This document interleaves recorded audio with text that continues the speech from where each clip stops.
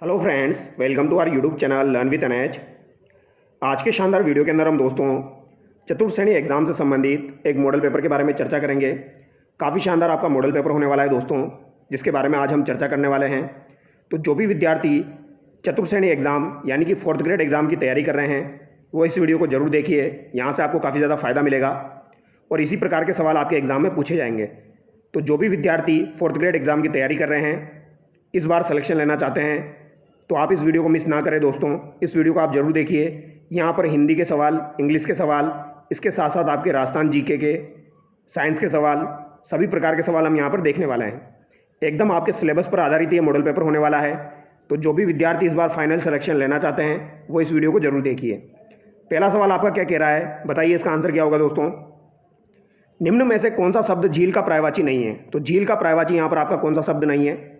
छानी, कासार, अखात या फिर आपका देवखात। तो यहाँ पर छानी जो है दोस्तों ये आपका झील का पर्यायवाची नहीं है। बाकी आपका कासार, अखात और देवखात, इसके अलावा ताल जो है ये आपके झील के पर्यायवाची होते हैं। छानी किसका पर्यायवाची होता है दोस्तों? छानी आपका झोपड़ी का पर्यायवाची होता है। और झोपड़ी को क्या कहा जाता है?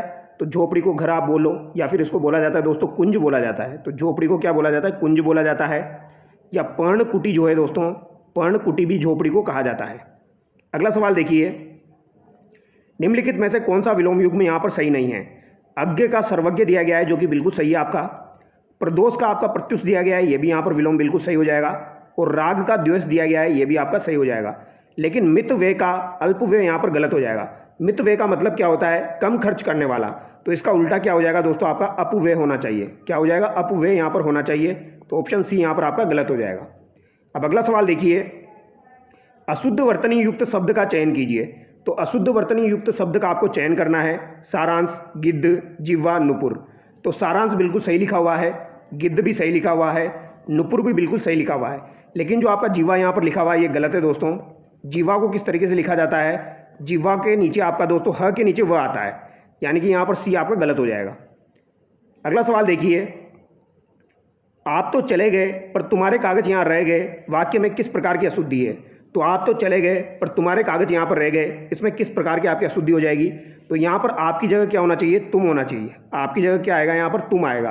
तो तुम तो चले गए पर तुम्हारे कागज यहाँ पर रह गए, यानी कि इसमें किस प्रकार की अशुद्धि है? सर्वनाम संबंधी आपकी अशुद्धि है। जिसके बराबरी का कोई ना हो, वाक्यांश के लिए एक सार्थक शब्द होगा। तो जिसके बराबरी का कोई ना हो उसके लिए एक शब्द आपका कौन सा हो जाएगा? देखो इस सवाल को आप ऑप्शन से कर सकते हो। कैसे?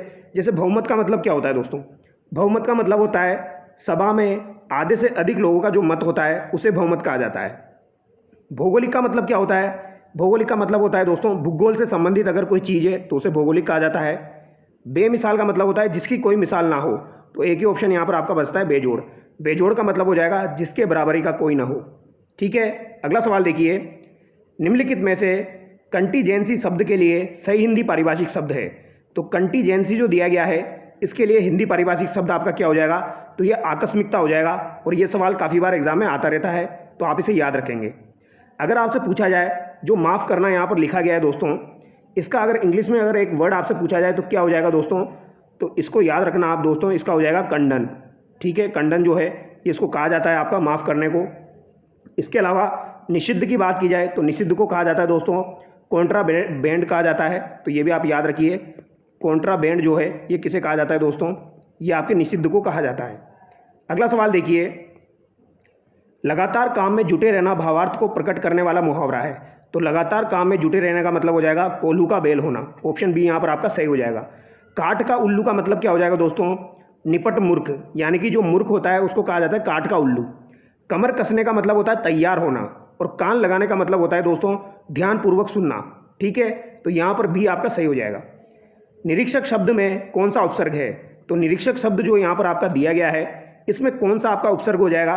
तो यहाँ पर आपका उपसर्ग हो जाएगा दोस्तों निर प्लस इक्सक। क्या हो जाएगा? निर प्लस इक्सक आपका हो जाएगा, यानी कि ऑप्शन डी यहाँ पर आपका सही हो जाएगा। ठीक है, अगला सवाल देखिए, उसके प्राण पखेरु उड़ गए, इस वाक्य में पखेरु शब्द किसका पर्यायवाची है? तो पखेरु किसका पर्यायवाची हो जाएगा? ये पक्षी का पर्यायवाची आपका हो जाएगा पखेरु। ठीक है, और पक्षी के और भी पर्यायवाची एग्जाम में पूछे जाते हैं, तो आप याद रखिए। अगर आपसे पूछा जाए खग किसका पर्यायवाची है, तो ये पक्षी का पर्यायवाची है। विहग अगर आपसे पूछा जाए तो ये भी पक्षी का पर्यायवाची है।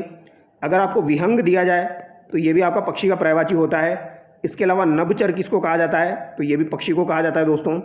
द्विज भी आप याद रखिए, द्विज भी काफ़ी बार एग्जाम में पूछा जाता है। द्विज का मतलब ब्राह्मण भी होता है और यहाँ पर पक्षी भी होता है। ठीक है, अगला सवाल देखिए, बाल्टी में कुछ है वाक्य में कौन सा सर्वनाम है। तो बाल्टी में क्या है, तो बाल्टी में कुछ है यानी कि पता नहीं है क्या है, तो यहाँ पर कौन सा आपका सर्वनाम हो जाएगा दोस्तों, तो यहाँ पर अनिश्चयवाचक सर्वनाम आपका हो जाएगा। ऐसा लड़का तो देखा नहीं वाक्य में प्रयुक्त विशेषण में कौन सा रूप है, तो ऐसा लड़का तो देखा नहीं वाक्य में प्रयुक्त विशेषण का कौन सा रूप है, तो यहाँ पर आपका सार्वनामिक विशेषण हो जाएगा। कैसा विशेषण हो जाएगा, सार्वनामिक विशेषण। अगला सवाल देखिए, निम्नलिखित में से गलत संधि विच्छेद किस विकल्प में है।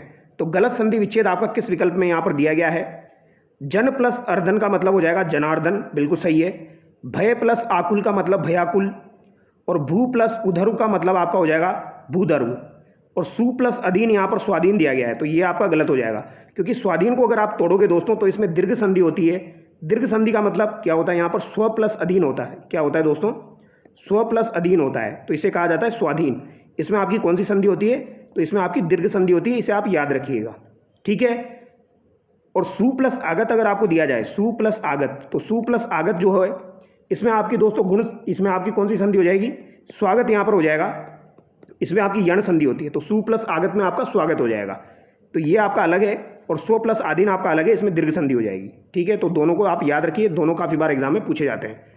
ठीक है, स्वागत वाला भी पूछा जाता है और स्वाधीन वाला भी आपका पूछा जाता है। अगला सवाल देखिए, निम्नलिखित में से असंगत विकल्प कौन सा है। तो असंगत विकल्प आपको बता देना है दोस्तों, कौन सा यहाँ पर आपका असंगत हो जाएगा।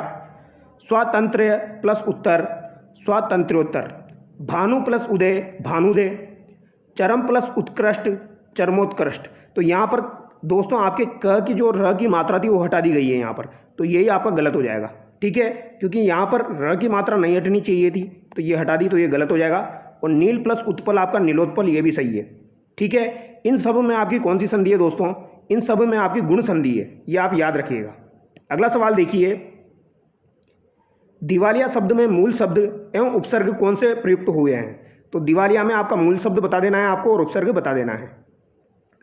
तो दिवालिया में दिवाली प्लस ईया आपका हो जाएगा, तो यहाँ पर मूल शब्द दिवाली है और ईया आपका दोस्तों यहाँ पर प्रत्यय हो जाएगा, तो दिवाली प्लस ईया, यह आपको याद रखना है। आ उपसर्ग का प्रयोग किस अर्थ में होता है। तो आ उपसर्ग का प्रयोग जो होता है दोस्तों, ये किसके लिए किया जाता है। तो आ उपसर्ग का प्रयोग जो होता है, जैसे आगमन आपका होता है, आपने सुना होगा आगमन, तो आगमन में आपका आ उपसर्ग है, आ प्लस गमन, तो इसमें आपका आ उपसर्ग है। तो आ उपसर्ग का प्रयोग आपका किस अर्थ में होता है, तो तक, इधर, से के अर्थ में आपका आ उपसर्ग का प्रयोग होता है। ऑप्शन बी यहाँ पर आपका सही हो जाएगा।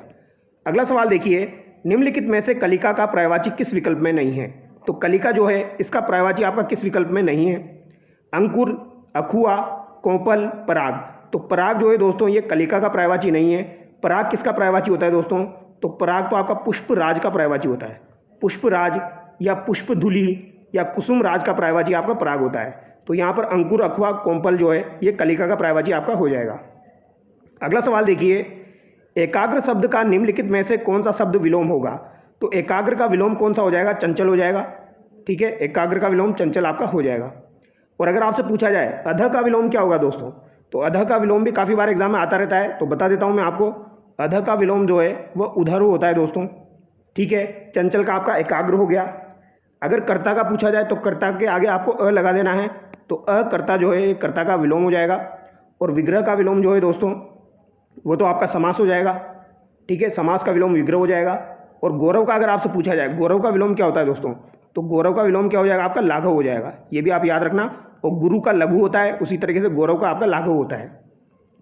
आगे देखिए, पत्थर को गढ़ने वाला औजार वाक्यांश के लिए एक सार्थक शब्द होगा। तो पत्थर को गढ़ने वाला औजार क्या हो जाएगा, छेनी हो जाएगा। ठीक है, छिंद्रान वेसी इंपॉर्टेंट है। क्या होता है दोस्तों, जो दूसरों में कमियां खोजता है उसे क्या कहा जाता है, छिंद्रान वेसी कहा जाता है। और दूसरों में कमियां खोजने का जो काम होता है उसे छिंद्रान्वेषण कहा जाता है। अगला सवाल देखिए, ग्रेंट अंग्रेजी शब्द का हिंदी पारिभाषिक शब्द होगा। तो ग्रेंट का मतलब क्या होता है दोस्तों, इसका मतलब होता है अनुदान। ग्रांट का मतलब क्या होता है, अनुदान होता है। तो यहाँ पर बी आपका बिल्कुल सही हो जाएगा। ठीक है, अगला सवाल देखिए, किसी पद पर नियुक्ति प्राप्त करने हेतु लिखे गए पत्र का प्रारूप होता है, तो इसे आवेदन पत्र कहा जाता है। ऑप्शन ए यहाँ पर आपका सही हो जाएगा। जब कोई व्यक्ति नौकरी के लिए आवेदन करता है तो उसे आवेदन पत्र कहा जाता है, और कार्यालय द्वारा जो जारी पत्र होता है, सूचना होती है, उसे परिपत्र कहा जाता है। अगला सवाल देखिए, अब यहाँ पर आपके इंग्लिश के सवाल है दोस्तों, फिर इसके बाद आपके जीके के सवाल शुरू हो जाएंगे। सेलेक्ट द राइट टेंस, यहाँ पर राइट टेंस आपको चूज करना है। बाई नेक्स्ट मंथ आई, रिक्त स्थान यहाँ पर दिया गया है, हियर फॉर 5 ईयर्स। सिंपल सा सवाल है, अगर आप यहाँ पर देखोगे तो आपको पता लग रहा होगा बाई नेक्स्ट मंथ यानी फ्यूचर की बात की जा रही है, और यहाँ पर 4 आ रहा है यानी कि यहाँ पर परफेक्ट टेंस होगा आपका। तो फ्यूचर परफेक्ट अगर आपका होगा तो यहाँ पर क्या हो जाएगा, I will have worked here for 5 years. तो यहाँ पर ऑप्शन बी आपका करेक्ट हो जाएगा। अगला सवाल देखिए, identify the error, he is knowing her for a long time. यहाँ पर भी आपका 4 आ गया दोस्तों, तो 4 आते ही सवाल आपका काफ़ी ज़्यादा ईजी हो जाता है। यहाँ पर भी आपका क्या हो जाएगा, he is knowing her for a long time. तो यहाँ पर क्या होना चाहिए आपका आंसर दोस्तों, यहाँ पर आपका क्या होना चाहिए, यहाँ पर होना चाहिए दोस्तों हैज़ नोन। नोइंग की जगह क्या होना चाहिए आपका, हैज़ नोन यहाँ पर आपका होना चाहिए। ठीक है, तो हैज़ नोन यहाँ पर आएगा नोइंग की जगह, तो ऑप्शन बी यहाँ पर आपका गलत हो जाएगा। ठीक है, क्योंकि ये भी आपका परफेक्ट में चला गया। कौन से परफेक्ट में चला गया, ये आपका प्रेजेंट परफेक्ट में चला गया। ठीक है, अगला सवाल देखिए, select the correct passive voice. Passive voice में क्या होता है दोस्तों, आपका सेंस और टेंस नहीं बदलता है, जो आपका टेंस इसमें दिया गया है वही रहेगा। तो देखिए, they have invited us to the party, केवल यहाँ पर BT3 आपका लग जाता है। ठीक है, बी की फॉर्म होती है और उसके अलावा यहाँ पर वर्ब की थर्ड फॉर्म आपकी लग जाती है, तो BT3 यहाँ पर करना होता है आपको पैसिव वॉइस में। तो they have invited us to the party. अब यहाँ पर आप देखिए किसमें आपका टेंस नहीं बदल रहा है, तो यहाँ पर आपका टेंस बदल गया दोस्तों, यहाँ पर आपका टेंस बदल गया, यहाँ पर आपका टेंस बदल गया, यहाँ पर आपका टेंस नहीं बदल रहा है। We have been invited to the party by them, यहाँ पर ए आपका बिल्कुल करेक्ट हो जाएगा। ठीक है, ऑप्शन ए यहाँ पर आपका सही हो जाएगा। अगला सवाल देखिए, the homework done by the students yesterday. तो the homework done by the students yesterday, तो यहाँ पर किस में आपकी दोस्तों एरर है, डन में, बाय द स्टूडेंट में, नो वर्ब, यस्टरडे। तो दोस्तों यहाँ पर इन्होंने वर्ब लगाना भूल गए हैं, यहाँ पर आपकी वर्ब आनी चाहिए थी वोज। द होमवर्क क्या आना चाहिए था दोस्तों, यहाँ पर आपका वोज आना चाहिए था, यानी कि यहाँ पर आपका सही सेंटेंस की बात की जाए तो क्या हो जाएगा दोस्तों, तो the homework was done by the students yesterday. तो यहाँ पर वोज आपका आना चाहिए था, जो कि नहीं लगाया इन्होंने, तो नो वर्ब यहाँ पर आपका हो जाएगा, ये आपकी मिस्टेक है। अगला सवाल देखिए, choose the direct speech, the teacher told the students that they should study hard. तो यहाँ पर आपको दिया गया है दोस्तों डायरेक्ट स्पीच में आपको बदलना है, यानी कि इनडायरेक्ट दिया गया है और डायरेक्ट स्पीच में आपको बदलना है।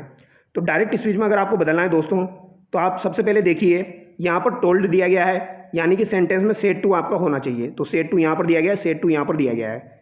यहाँ पर आपका दे दिया गया है, यानी कि सेंटेंस में आपका यू होना चाहिए, तो यू आपका दे में बदल जाता है। तो यहाँ पर आपका यहाँ पर दिया गया है दोस्तों यू शुड स्टडी हार्ड, तो यही आपका सही हो जाएगा। तो the teacher said to the students you should study hard. अगला सवाल देखिए, identify the error, he said that I am busy. तो यहाँ पर एरर आपको ढूंढनी है दोस्तों, he said that I am busy, तो इसमें क्या एरर आपकी हो जाएगी, तो बताइए दोस्तों इसमें क्या एरर आपकी हो जाएगी।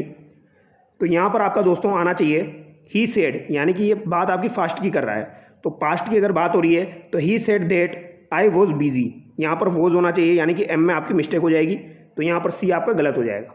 ठीक है, अगला सवाल देखिए, transform to interrogative, you are happy, तो इसको आपको बदलना है इंट्रोगेटिव में, प्रश्नवाचक में आपको बदलना है। तो क्या आपका हो जाएगा दोस्तों यहाँ पर आर यू हैप्पी, और यहाँ पर आपका क्वेश्चन मार्क लग जाएगा, ऑप्शन ए यहाँ पर आपका सही हो जाएगा।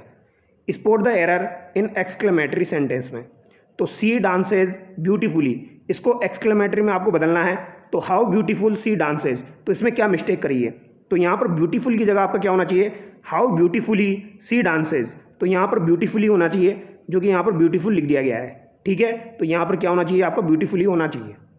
अगला सवाल देखिए, find the error, he is knowing her for a long time, तो ये सवाल तो अभी हम कर चुके हैं, यहाँ पर ही हैज़ नोन आना चाहिए, he is has known her for a long time, तो यहाँ पर आपका दोस्तों हैज़ आना चाहिए, हैज़ नोन आना चाहिए, तो यहाँ पर गड़बड़ किस में आपकी नोइंग में गड़बड़ है, यानी कि ऑप्शन बी यहाँ पर आपका सही हो जाएगा।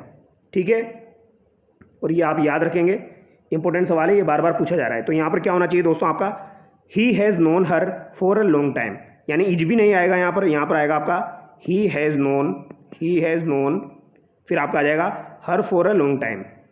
अगला सवाल देखिए, चूज़ द करेक्ट डिटर्मिनर, तो करेक्ट डिटर्मिनर यहाँ पर आपको चूज़ करना है, I don't have money left, तो I don't have any money left, देखो सम यहाँ पर आएगा नहीं, मैनी भी यहाँ पर नहीं आएगा, फ्यू भी यहाँ पर नहीं आएगा। एनी जो है ये नेगेटिव टेंस में आपका काम में लिया जाता है, तो नेगेटिव चीज़ों के लिए एनी को यूज़ में लिया जाता है। तो I don't have any money left. ठीक है, अगला सवाल देखिए, identify the error, he is a honest man. तो यहाँ पर होता है he is a honest man, तो यहाँ पर एच जो होता है ये आपका साइलेंट होता है दोस्तों। तो यहाँ पर जो शुरू होता है ये ऑनेस्ट से शुरू होता है, ओ से शुरू होता है, तो यहाँ पर ही इज़ एन आना चाहिए, यानी ए में मिस्टेक है, यहाँ पर क्या होना चाहिए, he is an honest man. ठीक है, अगला सवाल देखिए, choose the sentence with correct comma usage. तो यहाँ पर कौन सा सेंटेंस आपका बिल्कुल सही यूज में लिया गया है, तो although it was raining we went hiking. तो यहाँ पर ऑप्शन ए आपका सही हो जाएगा। अगला सवाल देखिए, choose the correct preposition for the blank, he divided the money, खाली स्थान यहाँ पर दिया गया है हिज टू सन्स, तो बिटवीन यहाँ पर आपका करेक्ट हो जाएगा, तो he divided the money between his two sons. अगला सवाल देखिए, find the correct English translation, तुम कहाँ रहते हो। तो तुम कहाँ रहते हो को किस तरीके से हम ट्रांसलेट करेंगे दोस्तों, तो क्या राइट आंसर हो जाएगा, where do you live, option A यहाँ पर आपका सही हो जाएगा। Find the correct translation for संगणक, संगणक का इंग्लिश में क्या कहेंगे, तो कंप्यूटर जो होता है इसे हिंदी में संगणक कहा जाता है। अगला सवाल देखिए, अब यहाँ पर ये आपके राजस्थान जीके के सवाल शुरू हो रहे हैं दोस्तों, और काफ़ी इंपॉर्टेंट सवाल यहाँ पर दिए गए हैं, तो इनको हम देखते हैं। जवाई बांध में पानी की आवक बढ़ाने हेतु कौन सी परियोजना बनाई गई है। तो जवाई बांध में पानी की आवक को बढ़ाने के लिए कौन सी परियोजना आपकी बनाई गई है, सही परियोजना आपकी बनाई गई है, तो ऑप्शन बी यहाँ पर आपका बिल्कुल करेक्ट हो जाएगा। ठीक है, सही परियोजना जो है ये कहाँ पर बनाई जा रही है, तो ये उदयपुर की कोटड़ा तहसील में आपकी बनाई जा रही है। अगला सवाल देखिए, मानसून आने के बाद 2 से 3 सप्ताह तक वर्षा का नहीं होना क्या कहलाता है। तो मानसून जब आ जाता है तो उसके बाद 2 से 3 सप्ताह तक वर्षा नहीं होती है, तो वो आपका क्या कहलाता है दोस्तों, तो ये मानसून का प्रतिच्छेदन कहलाता है। ऑप्शन ए यहाँ पर आपका सही हो जाएगा। बालसमंद झील आपकी किस जिले में स्थित है, तो बालसमंद झील जो है दोस्तों ये आपकी जोधपुर में स्थित है। और कायलाना झील भी आपकी कहाँ पर हो जाएगी, कायलाना झील अगर आपसे पूछी जाए तो कायलाना झील भी आपकी कहाँ पर स्थित है दोस्तों, कायलाना झील जो है ये भी आपकी जोधपुर में स्थित है। अगला सवाल देखिए, राजस्थान के कुल क्षेत्रफल का पश्चिमी मरुस्थलीय क्षेत्र लगभग कितना परसेंटेज है। तो दोस्तों पश्चिमी मरुस्थलीय क्षेत्र कितना हो जाएगा आपका, तो ये आपका 61.11% हो जाएगा। निम्नलिखित में से किस झील में श्यामपुरा व भाट नामक 2 सिंचाई नहरें निकाली गई है।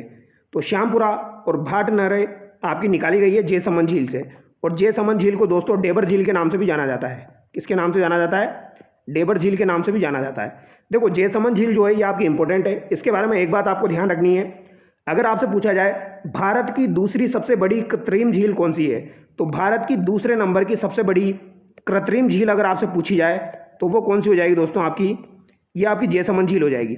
अच्छा पहली अगर आपसे सबसे पहली कृत्रिम झील पूछी जाए सबसे बड़ी, तो वो आपकी कौन सी है, वो गोविंद सागर झील है जो कि आपकी हिमाचल प्रदेश में स्थित है। तो गोविंद सागर झील हिमाचल प्रदेश वाली आपकी सबसे बड़ी कृत्रिम झील है भारत की, और दूसरे नंबर की कौन सी हो जाएगी, जयसमंद झील हो जाएगी। अगला सवाल देखिए, नाथरा की पाल खान किस खनिज के लिए प्रसिद्ध है दोस्तों। तो नाथरा की पाल खान किस जिले में स्थित है और किस खनिज के लिए प्रसिद्ध है, ये भी आप बता दीजिए। तो नाथू की पाल जो है यानी नाथरा की पाल ये आपकी लो अयस्क के लिए प्रसिद्ध है और ये आपकी उदयपुर में स्थित है। राजस्थान में सर्वाधिक अनुसूचित जनजाति प्रतिशत वाले जिले कौन कौन से हैं, तो बांसवाड़ा डूंगरपुर जो है ये आपके सर्वाधिक अनुसूचित जनजाति प्रतिशत वाले जिले हो जाएंगे। अब यहाँ पर सवाल ध्यान से पढ़ना है, प्रतिशत पूछा गया है, ठीक है।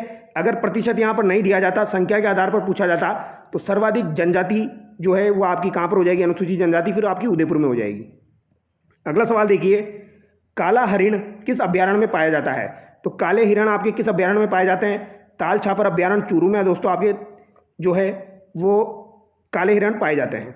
अगला सवाल देखिए, राजस्थान के संबंध में निम्नलिखित कथनों पर विचार कीजिए और सत्यकूट का चयन कीजिए। राजस्थान का क्षेत्रफल 3,42,329 वर्ग किलोमीटर है, तो क्या ये बात आपकी सही है, तो ये बात आपकी गलत हो जाएगी, क्योंकि राजस्थान का क्षेत्रफल जो है वो 3,42,239 वर्ग किलोमीटर है, ठीक है। तो यहाँ पर इसने 329 लिख दिया जो कि गलत हो गया। राजस्थान का क्षेत्रफल भारत के क्षेत्रफल का 11.81% है, तो ये भी आपका गलत हो जाएगा, क्योंकि ये कितना है 10.41% है। तो यहाँ पर दोनों कथन आपके गलत हो जाएंगे, तो कोई सा भी यहाँ पर सत्य आपका नहीं है। अगला सवाल देखिए, निम्नलिखित में से किस प्रकार की मिट्टी में जल धारण की क्षमता अधिक होती है, जिस कारण उसमें अधिक सिंचाई की आवश्यकता नहीं होती है। तो दोस्तों काली मिट्टी जो होती है इसकी जल धारण की क्षमता अधिक होती है। क्यों अधिक होती है, क्योंकि दोस्तों इसके जो कण होते हैं वो बहुत ही बारीक होते हैं, तो ये पानी को ऑब्जर्व काफ़ी ज़्यादा करती है। तो कण बारीक होने के कारण ये पानी को ऑब्जर्व करती है ज़्यादा, और काली मिट्टी में जल धारण की क्षमता अधिक हो जाती है और इसमें अधिक सिंचाई की आवश्यकता नहीं होती है। और ये आपके हाड़ौती के पठार में पाई जाती है। कहाँ पर पाई जाती है? हाड़ौती के पठार में पाई जाती है और एक कपास के लिए उपयुक्त है, ये भी आप याद रखेंगे। अगला सवाल देखिए, निम्नलिखित में से साबरमती की सहायक नदियाँ हैं, तो साबरमती की सहायक नदियाँ आपकी कौन कौन सी हो जाएगी, ये आपको बताना है। तो बताइए दोस्तों, इसका राइट आंसर क्या हो जाएगा? वाकल, वेत्रक, अनास, इरू। तो साबरमती की सहायक नदियाँ एक तो आपकी वाकल हो जाएगी और एक आपकी वेत्रक हो जाएगी। तो यहाँ पर ए और बी आपका बिल्कुल सही हो जाएगा। देखो, साबरमती की सहायक नदियों को हम कैसे याद रखते हैं? वैसे हमें मावा चाहिए, वैसे हमें क्या चाहिए? मावा चाहिए, इस तरीके से याद रखते हैं। इस ट्रिक को आप याद रखिए, इसमें आपकी सारी साबरमती की सहायक नदी आ जाएगी। वैसे क्या होता है? वेत्रक होता है। वैसे क्या हो जाएगा आपका? वेत्रक हो जाएगा। तो वेत्रक किसकी सहायक नदियाँ है? ये आपकी साबरमती की सहायक नदियाँ है। से आपका सही हो जाएगा, ह से आपका हतमती हो जाएगा, ठीक है। में से आपका क्या हो जाएगा? मेसवा हो जाएगा। में से आपका मेसवा जो है ये भी आपकी साबरमती की सहायक नदी है। इसके अलावा अगर आपसे बात की जाए दोस्तों, यहाँ पर माँ से क्या हो जाएगा? आपका मानसी हो जाएगा। तो मानसी जो है ये भी आपकी दोस्तों साबरमती की सहायक नदी है, ठीक है। और वहाँ से आपकी वाकल हो जाएगी। तो वाकल भी आपकी किसकी सहायक नदी है दोस्तों? तो ये भी आपकी दोस्तों साबरमती की सहायक नदी है। तो ये आप याद रखेंगे। अगला सवाल देखिए, मेजा बांध किस जिले में स्थित है? तो मेजा बांध आपका भीलवाड़ा जिले में स्थित है। तो यहाँ पर आपका राइट आंसर क्या हो जाएगा दोस्तों? ऑप्शन सी हो जाएगा। अगला सवाल देखिए, टिक्कोमेला एंडुलेटा निम्नलिखित में से किसका वैज्ञानिक नाम है? तो टिक्कोमेला एंडुलेटा जो है ये रोडा का वैज्ञानिक नाम हो जाएगा। और इसको दोस्तों राज्य पुष्प कब घोषित किया गया था? तो ये राजस्थान का राज्य पुष्प है। इसको 1983 में राज्य पुष्प घोषित किया गया था। अगला सवाल देखिए, राजस्थान का प्रथम प्राकृतिक गैस आधारित प्रोजेक्ट स्थित है। तो राजस्थान का प्रथम प्राकृतिक गैस आधारित प्रोजेक्ट कहाँ पर स्थित है दोस्तों? तो ये आपका जैसलमेर रामगढ़ में स्थित है। ऑप्शन बी यहाँ पर आपका सही हो जाएगा। अगला सवाल देखिए, राजस्थान में सूखा संभाव्य क्षेत्र कार्यक्रम किस वर्ष प्रारंभ हुआ? तो राजस्थान में सूखा संभाव्य क्षेत्र कार्यक्रम जो है दोस्तों ये आपका 1974 और 75 में प्रारंभ हुआ था। ये आप याद रखेंगे, कब प्रारंभ हुआ था? 1974-75 में। लेकिन यहाँ पर ऑप्शन में नहीं दिया गया है, तो हम राइट आंसर क्या करेंगे? ऑप्शन सी करेंगे, 1973-74। क्योंकि भारत में जो आपका सूखा संभाव्य कार्यक्रम था वो 73-74 में प्रारंभ हुआ था, जबकि राजस्थान में 1974-75 में प्रारंभ हुआ है, ठीक है। अब इसमें कितने जिले आते हैं? तो लगभग 12 जिले जो हैं वो सूखा संभाव्य क्षेत्र कार्यक्रम में आते हैं।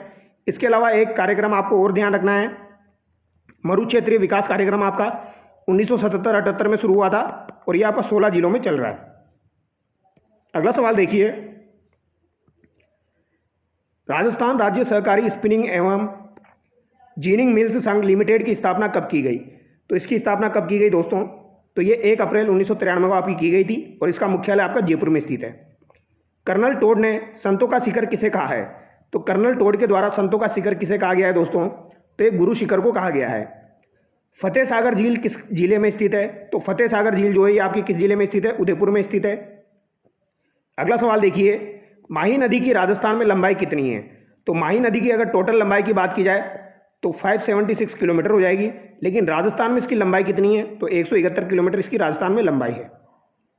अगला सवाल देखिए, बड़ा बाग पवन ऊर्जा संयंत्र कहाँ स्थित है? तो बड़ा बाग पवन ऊर्जा संयंत्र जो है ये आपका जैसलमेर में स्थित है और ये प्रथम आपका निजी पवन ऊर्जा संयंत्र था, ये भी आप याद रखेंगे।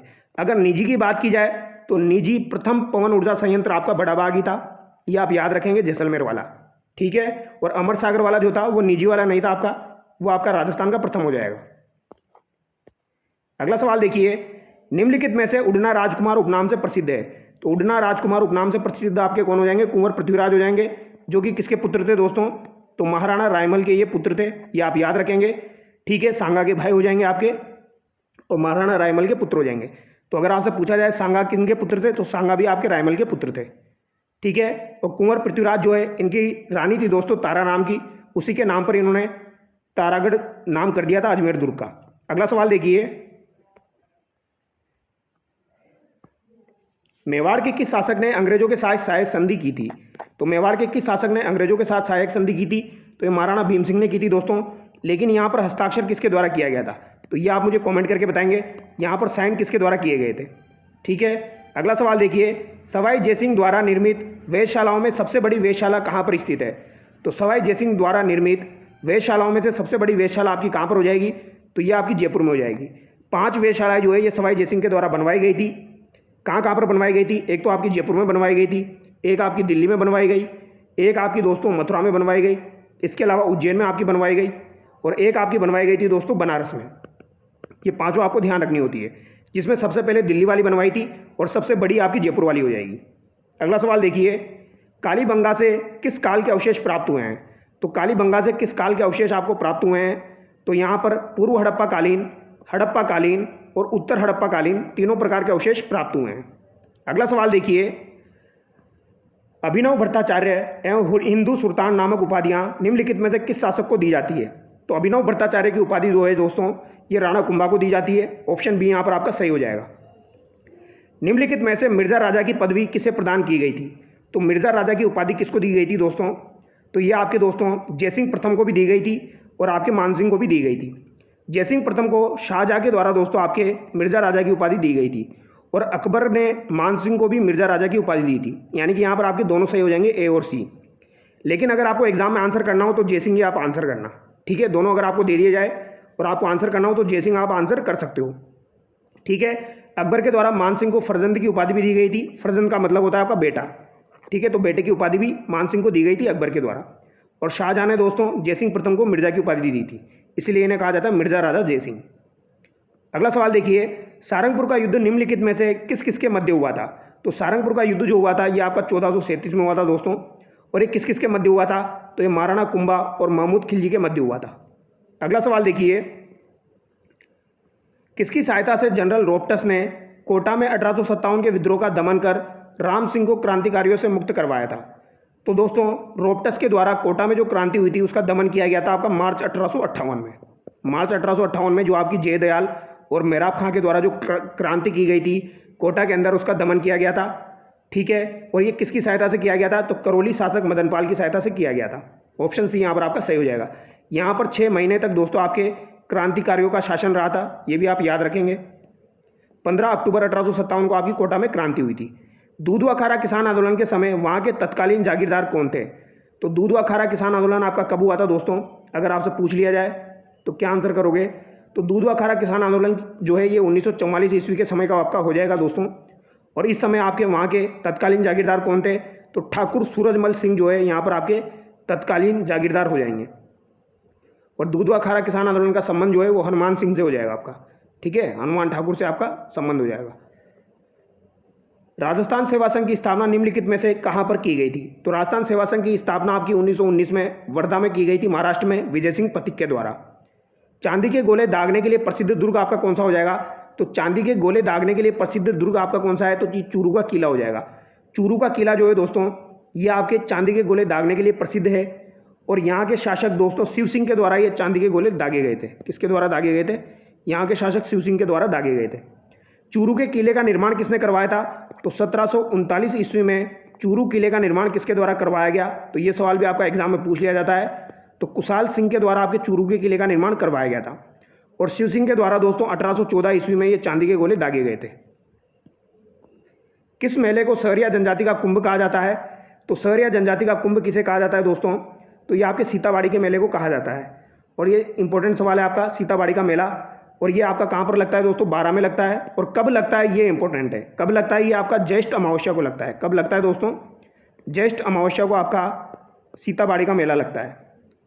ये आप याद रखेंगे, ज्येष्ठ अमावस्या को आपका सीताबाड़ी का मेला लगता है। कपिल मुनि का मेला आपका कोलायत बीकानेर में लगता है।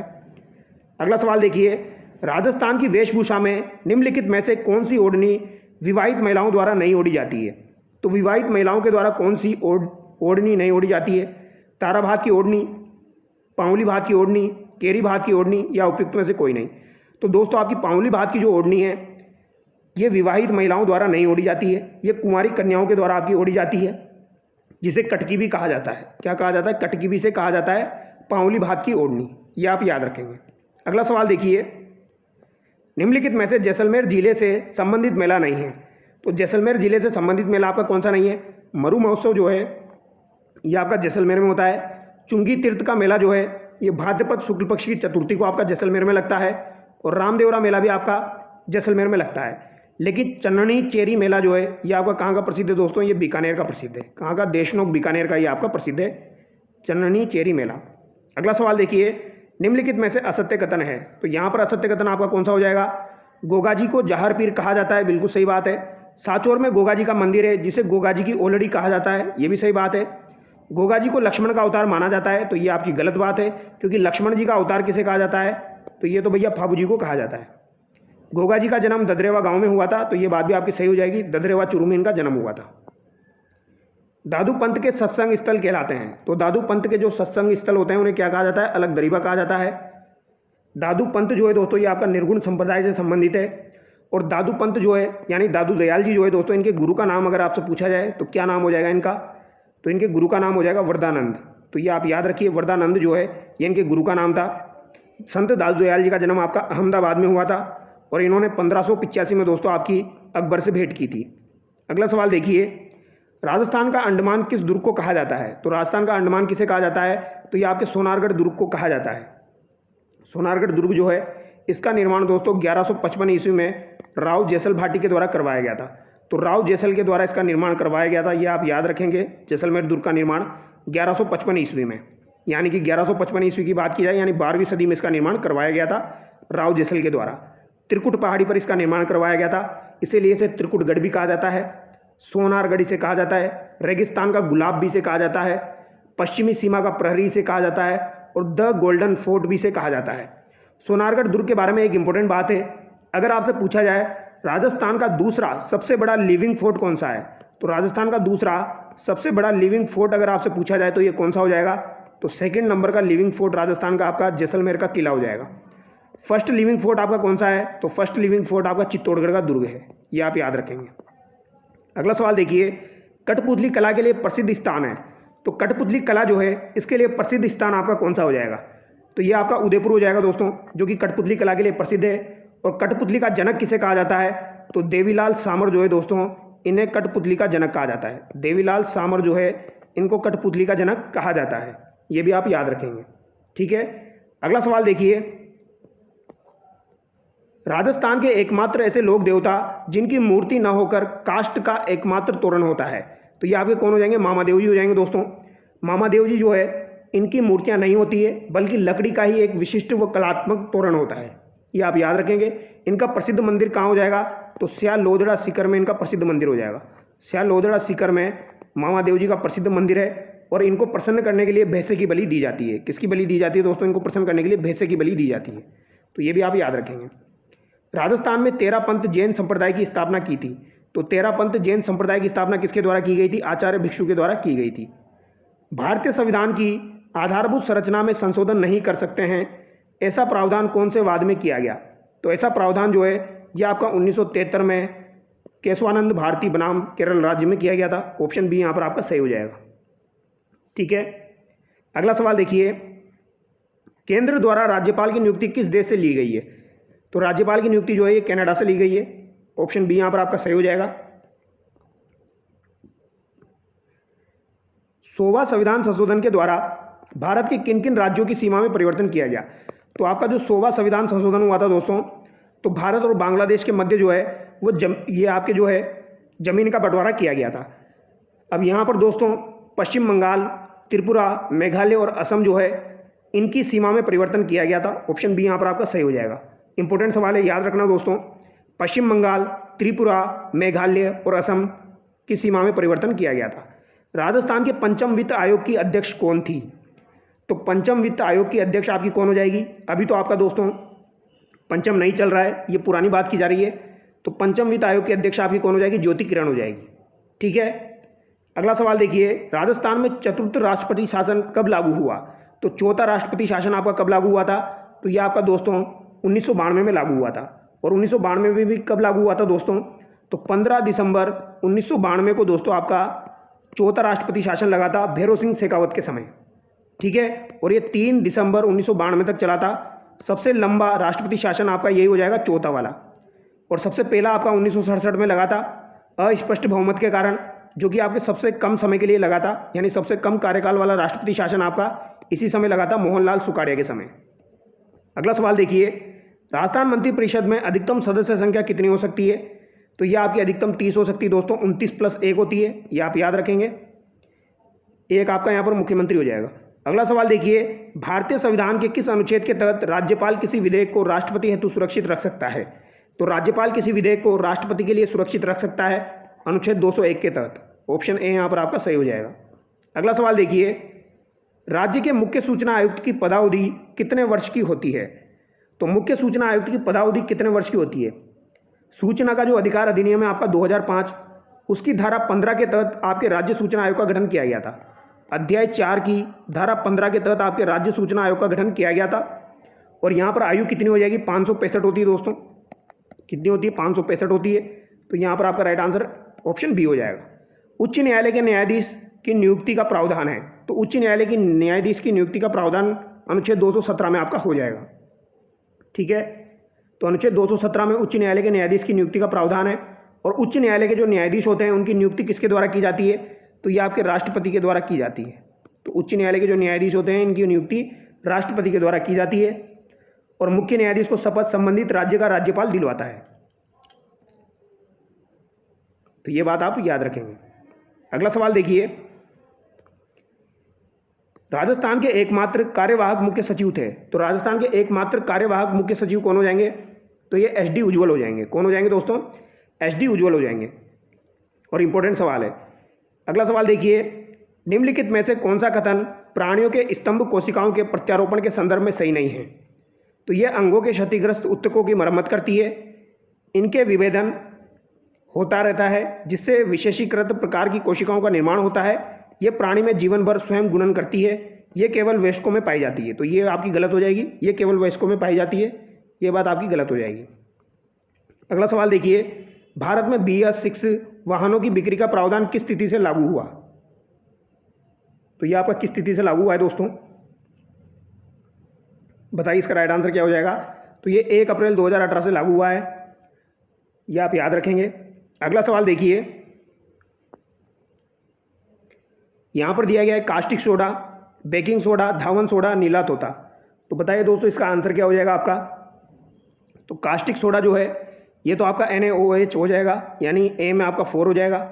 इसके अलावा बेकिंग सोडे की बात की जाए तो बेकिंग सोडा आपका NHCO3 हो जाएगा। धावन सोडे की बात की जाए तो Na2CO3.10H2 हो जाएगा। नीला तोता आपका CuSO4.5H2 हो जाएगा। तो डी में आपका 1 हो जाएगा।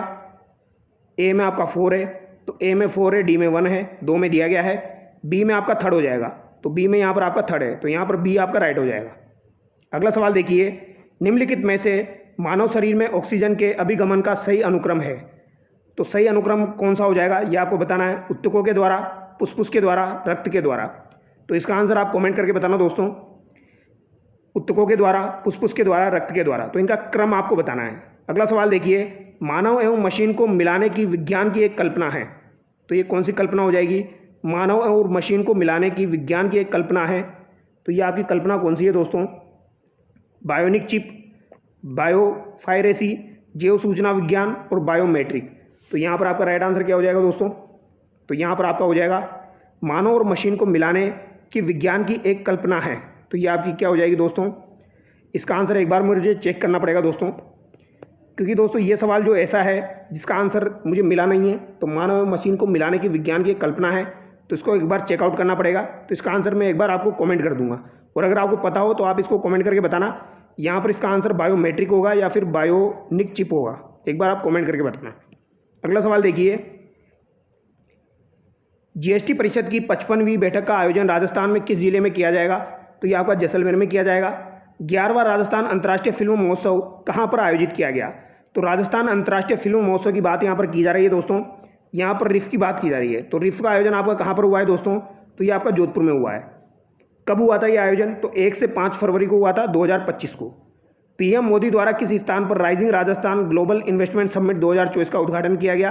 तो ये आपका जयपुर में किया गया था। अगला सवाल देखिए, केंद्र सरकार के द्वारा राजस्थान में कुल कितने केंद्रीय विद्यालय खोले जाने की घोषणा की गई है? तो 9 केंद्रीय विद्यालय आपके खोले जाएंगे 7 जिलों में। ये आप याद रखेंगे, 9 केंद्रीय विद्यालय 7 जिलों में आपके खोले जाएंगे। राजस्थान के सबसे बड़े स्किल डेवलपमेंट सेंटर का निर्माण कहाँ किया गया है? तो ये आपका जयपुर में किया गया है दोस्तों। अगला सवाल है, किस राज्य में Madhav national park tiger reserve बनाया जाएगा? तो माधव नेशनल पार्क को टाइगर रिजर्व बनाया जाएगा। ये आपका कहाँ पर स्थित है? ये आपका मध्य प्रदेश में स्थित है। हाल ही में किस स्थान पर पहले इंडो कंबोडियन सैन्य अभ्यास सिनबेक्स 1 शुरू किया गया? तो ये आपका कहाँ पर शुरू किया गया है दोस्तों, ये आपको बताना है। तो ये आपका शुरू हुआ था, बताइए दोस्तों इसका आंसर क्या हो जाएगा? ये आपका महाराष्ट्र में हुआ था। ऑप्शन ए यहाँ पर आपका करेक्ट होगा। महाराष्ट्र में भी कहाँ पर हुआ था? तो पुणे में इसका आयोजन हुआ था। तो पुणे महाराष्ट्र में दोस्तों 1 से 8 दिसंबर 2024 को इसका आयोजन हुआ था। किस भारतीय खिलाड़ी ने सैयद मोदी इंटरनेशनल खिताब 2024 अपने नाम किया है? तो किसने दोस्तों सैयद मोदी इंटरनेशनल खिताब अपने नाम किया है, ये आपको बताना है। तो ये आपके पीवी सिंधु पुरुष एकल ने, लक्ष्य सेन महिला एकल, इसके अलावा तीशा जोली या गायत्री गोपीचंद महिला युगल ने अपने नाम किया है। तो ये आप याद रखेंगे दोस्तों। यहाँ पर ये उल्टा लिख दिया, यहाँ पर महिला एकल आएगा और यहाँ पर आपका पुरुष एकल आएगा। ठीक है, पुरुष एकल में लक्ष्य सेन, महिला एकल में पीवी सिंधु और त्रिशा जोली और गायत्री गोपीचंद महिला युगल में आ जाएंगे आपके। ऑप्शन डी यहाँ पर आपका सही हो जाएगा। कभी कभी टाइपिंग मिस्टेक हो जाती है दोस्तों। हाल ही में किसे इंटरनेशनल क्रिकेट काउंसिलिंग यानी आईसीसी का चेयरमैन नियुक्त किया गया? तो ये जेसा को नियुक्त किया गया। 2 दिसंबर से भारत और मलेशिया के कौन से संयुक्त सैन्य अभ्यास का आयोजन किया गया है? तो भारत और मलेशिया के दोस्तों 2 दिसंबर को हरिमाऊ शक्ति का आयोजन किया गया था। ठीक है, किसका आयोजन किया गया? हरिमाऊ शक्ति का आयोजन। अगला सवाल देखिए, एक से अधिक प्रोसेसर द्वारा 2 या 2 से अधिक कार्यक्रमों को संचालित करने वाले प्रोसेसिंग होते हैं। तो ये आपके क्या कहलाएंगे? देखो, अधिक प्रोसेसर यहाँ पर पूछा जा रहा है, तो 2 या 2 से अधिक प्रोसेसर को अगर यूज में लेंगे तो वो क्या हो जाएगा आपका दोस्तों? मल्टी प्रोसेसिंग हो जाएगा। अगला सवाल देखिए, क्वेश्चन नंबर 102 देखिए, पावर पॉइंट 2013 में निम्न में से किस मेनू में रिकॉर्ड स्लाइड शो विकल्प है? तो ये आपका किस में हो जाएगा? ये स्लाइड शो में आपका हो जाएगा। इनमें से कौन सा चार्ट द्विआयामी होता है? तो पाई चार्ट जो है ये आपका द्विआयामी होता है दोस्तों। सेल फोन इंटरनेट एक्सेस करने के लिए निम्न में से किसका उपयोग करता है? तो सेल फोन इंटरनेट एक्सेस करने के लिए किसका प्रयोग करता है दोस्तों, ये आपको बताना है। तो बताइए इसका राइट आंसर क्या हो जाएगा दोस्तों? तो ये आपके माइक्रो ब्राउज़र सॉफ्टवेयर का यूज़ में लेता है। MS एक्सेल में कौन सा डेटा टाइप नहीं होता है? नंबर, करेंसी, लेबल या डेट टाइम? तो लेबल यहाँ पर टाइप नहीं होता है। यहाँ पर ये जो सवाल थे दोस्तों ये मैंने आपको करवाए हैं और यहाँ पर ये कुछ मैथमेटिक्स के सवाल है, तो इसकी PDF मैं आपको अपलोड करूँगा। तो एक बार आप मैथमेटिक्स के सवाल सोल्व कर लेना। अगर आपसे नहीं होंगे तो इनको एक बार इंडिविजुअली मैं आपको करवा दूंगा। तो चलिए दोस्तों, नेक्स्ट वीडियो मिलते हैं। Thank you so much.